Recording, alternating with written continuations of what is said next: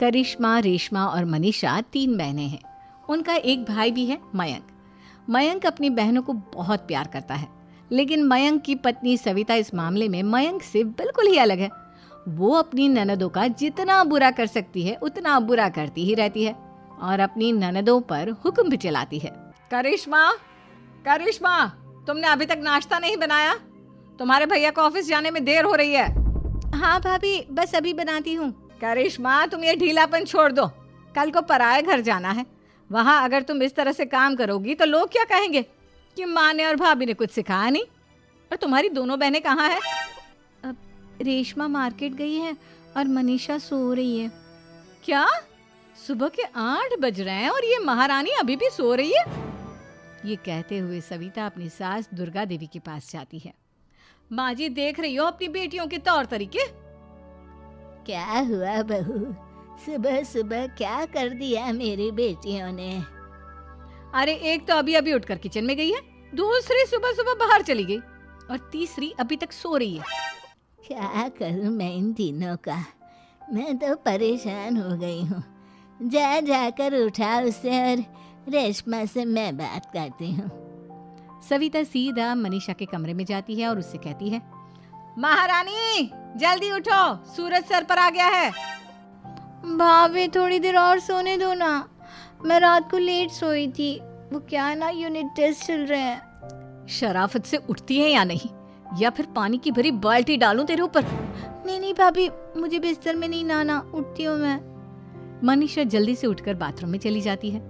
सभी आराम से बैठकर नाश्ता कर रहे होते कि तभी रेशमा बाजार से हाथ में सामान लिए आ जाती है। रेशमा को देखते ही सविता उस पर बरस पड़ती है। लो, आ गई महारानी। ऐसा भी क्या सामान लाना था जो सुबह आंख मलते ही बाजार की तरफ रवाना हो गई? भाभी, कल आप ही तो चीख रही थी कि घर का सारा सामान मुझे ही लाना पड़ता है, घर में किसी को भी किसी काम से कोई लेना देना नहीं है। अब मैं बाजार जाकर सामान ले आई तो आपको इस बात से भी तकलीफ हो रही है? देख रही हो माँ जी, अपनी बेटी की जुबान कैंची से भी तेज चलती है। और मयंक, आप तो कुछ कहेंगे नहीं अपनी लाडली बहन को? रेशमा, अपनी भाभी से ऐसे बात नहीं करते। चलो माफी मांगो। भैया, मैं क्यों माफी मांगू? आप भाभी से बोलिए ना कि हम पर कम हुक्म चलाया करे। हम इस घर की बेटियां हैं और आपकी पत्नी की ननद है, नौकरानी नहीं। लो कर लो बात। इनकी भलाई के लिए कुछ भी बोलो तो इन्हें बुरा लग जाता है। इस घर में यही इज्जत है मेरी। देख लो माँ जी, आपकी बेटी किस लहजे में मुझसे बात कर रही है। सविता वहां से चली जाती है। मयंक को बहुत गुस्सा आता है, वो भी वहां से चला जाता है। फिर करिश्मा रेशमा को समझाती है, रेशमा, तुम्हें भाभी से माफी मांग लेनी चाहिए थी ना। लेकिन दीदी, मैंने कुछ किया ही नहीं, तो मैं माफी क्यों मांगू? हाँ करिश्मा दीदी, रेशमा दीदी जैसे ही घर में आई भाभी ही उन पर चिल्ला रही थी। हाँ, मैं मानती हूँ कि गलती भाभी की थी। मैं तो इसलिए बोल रही हूँ कि भाभी ने माँ को तो पूरी तरह अपने वश में कर लिया है। वो हमारी बात सुनती ही नहीं। मयंक भैया हमारे लिए हमेशा खड़े रहते हैं, इसलिए उनकी बात का मान तो तुम्हें रखना चाहिए था ना। कोई फायदा नहीं दीदी, कुछ दिनों की बात और है, भाभी उन्हें भी हमारे खिलाफ भड़का देंगी। फिर वो भी माँ की तरह हमारी किसी बात का विश्वास नहीं करेंगे। इसी तरह सविता अपनी तीनों ननदों को किसी न किसी बात पर परेशान करती रहती थी। एक दिन मयंक अपनी तीनों बहनों के लिए गिफ्ट लाया। करिश्मा, ये तुम्हारे लिए हार का सेट। रेशमा, तुम्हारे लिए सुंदर सी ड्रेस। और मनीषा, तुम्हें किताबें पसंद है ना, तुम्हारे लिए किताबें लाया हूँ। थैंक यू भैया। थैंक यू भैया। थैंक यू भैया। करिश्मा, तुम्हारा नेकलेस कितना सुंदर है, ये भैया कहाँ से ले आए होंगे? मैंने भैया को 3 दिन पहले फोन पर ये डिजाइन दिखाया था और आज भैया ये ले आए। सविता तो अपनी ननदों के गिफ्ट्स देखकर जल गई और करिश्मा का नेकलेस तो उसे भी बहुत पसंद आया था। अपनी बहनों के लिए कितना अच्छा नेकलेस लेकर आए हैं, मुझे कभी कोई गिफ्ट नहीं दिया। मैं आज ही ये हार चुरा लूंगी। रात में सविता करिश्मा का हार चुरा लेती है और इसी तरह उसे अपनी ननदों की जो भी चीज़ अच्छी लगती वो उसे मांगती नहीं, बल्कि रात के अंधेरे में चुरा लेती। इसी तरह दिन बीतते गए और सविता ने मयंक के दिल में भी उसकी बहनों के लिए नफरत पैदा कर दी। एक दिन मयंक ने करिश्मा और रेशमा के लिए रिश्ता देखा और ये बात उसने घर में सबको बताई। माँ, करिश्मा और रेशमा के लिए बहुत अच्छा रिश्ता आया है, वो लोग कल इन्हें देखने आ रहे हैं। आप और सविता मिलकर सारी तैयारी कर लेना। ये सुनकर करिश्मा और रेशमा खुश हो जाती हैं, लेकिन सविता सोचती है, अगर इन दोनों बहनों की शादी हो गई तो घर और बाहर का काम कौन करेगा? मनीषा तो एक नंबर की कामचोर है, उससे तो किसी बात की उम्मीद लगाना ही बेकार है। मुझे इस शादी को रोकना होगा। अगले दिन सभी लड़के वालों के स्वागत की तैयारी करने में लगे होते हैं। तभी मयंक अपनी बहनों से आकर कहता है, तैयार हो गई तुम दोनों? देखो दोनों लड़के बहुत अच्छे हैं, मैं कोई कसर नहीं छोड़ना चाहता, इसलिए तुम उनके सामने अच्छे से बिहेव करना और अपनी भाभी से लड़ने मत लग जाना। करिश्मा, तुम वो नेकलेस पहन लो ना जो मैं तुम्हारे लिए लाया था। भैया मैं बहुत देर से वो नेकलेस ढूंढ रही हूँ, लेकिन मुझे मिल ही नहीं रहा। क्या तुमने नेकलेस खो दिया? तुम्हें पता भी है वो कितना महंगा था? तुम कोई काम ढंग से नहीं कर सकती।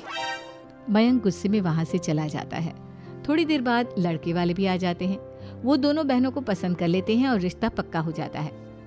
लेकिन सविता के दिमाग में तो कुछ और ही खिचड़ी पक रही थी। वो पंडित जी के पास करिश्मा की कुंडली लेकर जाती है और उन्हें पैसे देकर करिश्मा की कुंडली बदलवा देती है। जब लड़के वालों के पास करिश्मा की कुंडली जाती है तो वो दुर्गा को फोन करते हैं। बहन जी, हमने करिश्मा की कुंडली अपने पंडित जी को दिखाई थी। आपकी बेटी की कुंडली नहीं बल्कि दोषों का पिटारा है। देखिए, मैं और मेरे पति इन सब बातों में बहुत विश्वास करते हैं, इसलिए हम आपकी बेटी से अपने बेटे की शादी नहीं करा सकते। इस तरह करिश्मा का रिश्ता टूट जाता है और सभी घर वालों को बहुत दुख होता है। अब कविता सोचती है, चलो करिश्मा का तो रिश्ता टूट गया, अब रेशमा का भी रिश्ता तोड़ना है। क्या करूं? अब सविता आवाज बदलकर किसी अननोन नंबर से रेशमा के होने वाले ससुराल में फोन करती है। हेलो, मैं कौन हूँ कौन नहीं ये आपके लिए जानना ज़रूरी नहीं। बस इतना सुन लो कि रेशमा का 2 साल से किसी के साथ अफेयर चल रहा है। बस रेशमा का रिश्ता तोड़वाने के लिए सविता का इतना कहना काफी था। अब रेशमा का भी रिश्ता टूट गया। मयंक और दुर्गा देवी ने रेशमा को खूब खरी खोटी सुनाई और उससे बार बार उस लड़के के बारे में पूछने लगे। आप दोनों मुझे क्यों परेशान कर रहे हो? अरे कोई लड़का होगा मेरी लाइफ में तो मैं बताऊंगी ना। जब कोई है ही नहीं तो कहाँ से लाऊं मैं कोई लड़का? तो तेरे होने वाले ससुराल वालों को फोन किसने किया था? माँ, मैं नहीं जानती किसने फोन किया था, मैं सच कह रही हूँ। मैं तो पहले ही कह रही थी इसकी लगाम खींच कर रखो, लेकिन मेरी सुनता ही कौन है। आप चुप रहिए भाभी, ये सब आपका ही किया धरा है। अब तीनों बहनों को विश्वास हो जाता है कि ये सब उनकी भाभी ही कर रही है। तीनों बहनें अपनी भाभी को सबक सिखाने के लिए एक वकील कर लेती है और घर में हिस्सा मांगना। देखो भैया, माँ बाप की जायदाद में जितना बेटों का हक होता है उतना ही बेटियों का, इसलिए इस घर के 4 हिस्से होंगे और हमें अपना हिस्सा चाहिए। मैंने तुम्हारे लिए क्या क्या नहीं किया और तुम इस घर में हिस्सा मांग रही हो? भैया, आप और माँ हम बहनों की कोई बात नहीं सुनते हो और भाभी हमारी शादी नहीं होने देगी क्योंकि उन्हें लगता है कि आप हमारी शादी में ज्यादा पैसा लगाओगे और उन्हें हम जैसी फ्री की नौकरानी कहाँ मिलेगी। तो हम भाभी के साथ तो रह नहीं सकते, हम बहनों को अपना हिस्सा चाहिए। अरे तुम्हें शर्म आनी चाहिए अपने भाभी पर ऐसा इल्जाम लगाते हुए। वो तुम्हारे बारे में कितना सोचती है। हाँ माँ, भाभी हमारे बारे में बहुत सोचती है। दिन रात बस यही सोचती रहती है कि किस तरह से अपनी तीनों ननदों को परेशान करूं और कभी मुझे पढ़ने भी नहीं देती। दोनों बहनों का रिश्ता भी तो इन्होंने ही तोड़वाया है और रात में हमारे कमरे में आकर हमारी चीजें भी चुराती हैं। इसी तरह सविता की तीनों ननदें अपनी बात पर अड़ी रही। अब कोर्ट में तारीख भी शुरू हो गई। जब सविता को लगा कि उसकी तीनों ननद इतनी आसानी से नहीं मानने वाली, तो उसने अपने पति और सास को सारी सच्चाई बता दी और अपनी तीनों ननद से माफी मांगी। मयंक और दुर्गा को भी अपनी गलती का एहसास हो गया। अब सविता खुद करिश्मा और रेशमा के लिए अच्छा रिश्ता ढूंढती है और उनकी शादी करवाती है।